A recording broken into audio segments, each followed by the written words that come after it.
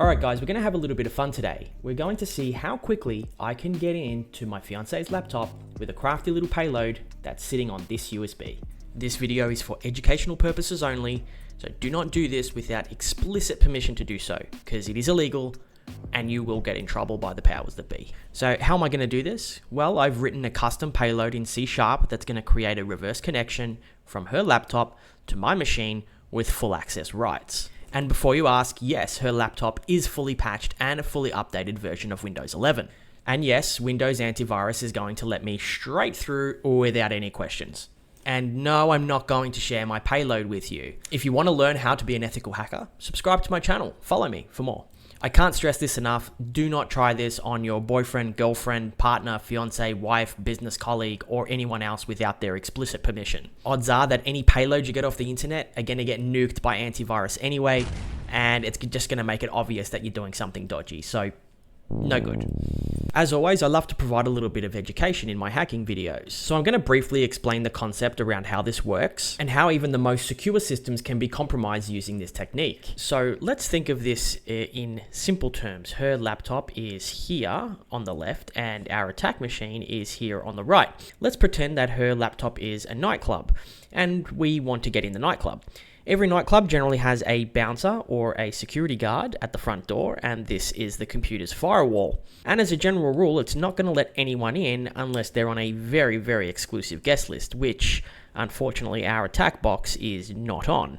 So when we try and make a connection from our PC directly to the victim PC, the security guard is going to reject it as unsafe. Too bad, so sad, you didn't get in tonight. Maybe bring some girls with you next time or wear some better shoes. But you see, the security guard or firewall will always let patrons out of the nightclub. And this is kind of how a reverse shell works. Rather than us connecting directly to the victim, we're going to ask the victim to connect directly to us. As this connection is an outbound connection, the firewall simply thinks that it's a legitimate request coming from the victim and will let the request through. Let's crank open our Linux box and run a listener on port 443.